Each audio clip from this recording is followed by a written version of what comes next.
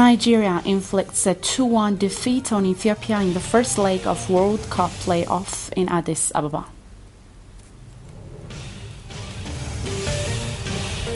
AMISOM begins foot patrols in Somalia to deter Al-Shabaab militants.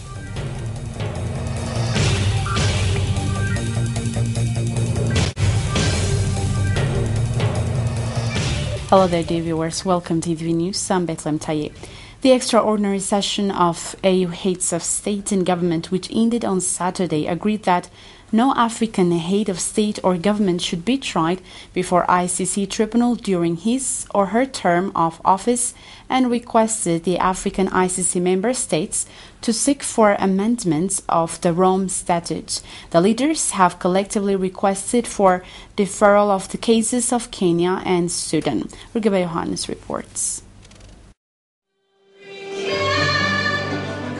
African heads of state and government have gathered at the African Union headquarters in Addis to deliberate on their relations with the International Criminal Court (ICC). Opening the session, AU chairperson, Ethiopian Prime Minister Hailemariam Desalegn said Africa has made it clear that democracy, the rule of law and respect for human rights are imperative for stability and socio-economic development. Our commitment to these fundamental values is not merely to please our partners. It is born out of our strong conviction, which emanated from our own political history and the desire to find homegrown solutions to the myriad of problems confronting us.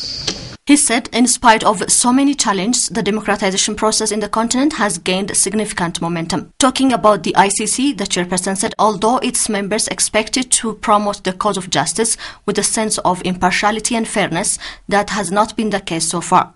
He said the double standard that both the UN Security Council and the ICC have displayed with regards to the AU's request for deferral of prosecution in a number of cases has been particularly worrisome. The unfair treatment that we have been subjected to by the ICC is completely unacceptable. Once again, I would like to note that Africa has and never will support the impunity of leaders who willfully murder their own people.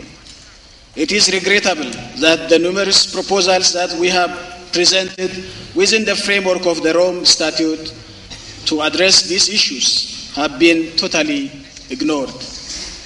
Hailemariam indicated that Sudanese President Omar Hassan al-Bashir has been demonstrating the necessary political leadership and commitment to resolve the Darfur issue.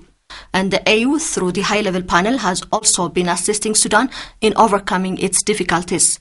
Hailemariam indicated that Kenya has also come a long way in terms of addressing the post-2007 election violence. In this recognition of these encouraging developments that we have been requesting for the reconciliation process to be given a chance. But the ICC response flies full in the face of these realities. There is no reason why the ICC finds it difficult to accept the legitimate request. Out of the 122 member states of the International Criminal Court, 34 are from Africa. Through the continental body AU, Africans have been objecting to undertakings of the ICC, saying it was not fair.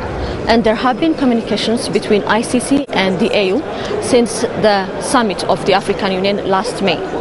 AU Commission Chairperson Nkosazana Dlamini Zuma said her organization sent letters and delegation to the ICC. She stressed on the need to strengthen the continent's judicial system. We should, however, do more to strengthen the integrity and capacity of our national and continental judicial systems, including the African Court on Human and People's Rights, so that the ICC indeed becomes the court of last instance. But the Commissioner underlined that it's critical to remain within the legal framework of the Rome Statute. The session has agreed that no head of state or government should be tried before an international court during his or her term in office and requested the African ICC member states to seek for amendment in the Rome Statute. The leaders have collectively requested for deferral of the cases of Kenya and Sudan. Meanwhile, the extraordinary summit of the African Union appointed Algerian diplomat Smail Charougui as Commissioner for Peace and Security Council of the continental body. Mr. Charigui will replace fellow Algerian Ramata Lamamra, who recently resigned to become Algeria's foreign minister.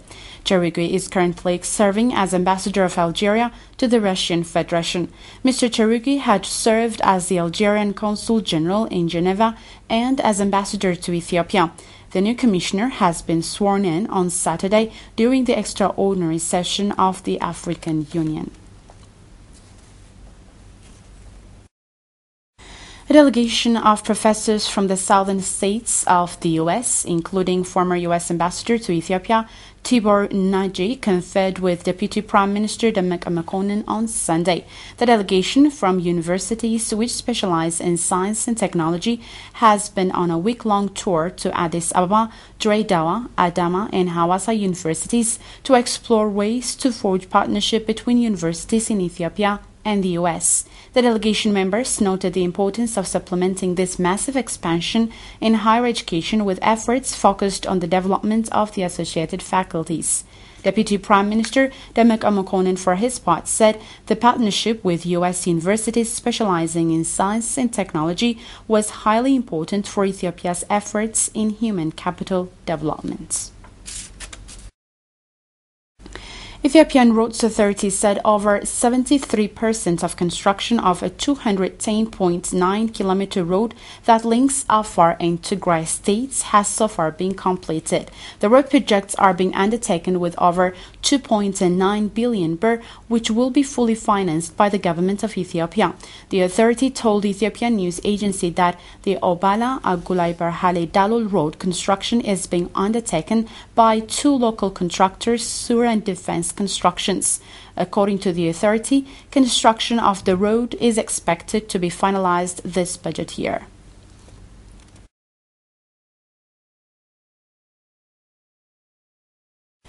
In related news, Ethiopian Roads Authority revealed that some 88 road projects are under construction across the country to increase the nation's road coverage. According to Ethiopian news agency, the authority is constructing 5,748-kilometer linking roads throughout the country. Among these, more than 2,000-kilometer roads are already constructed over the last 3 years, while 945-kilometer long roads are under construction this fiscal year. Besides the new roads, more than 2,000-kilometer long roads have also been upgraded. According to the authority, the road projects created job opportunities to the local in addition to easing transportation of people and goods.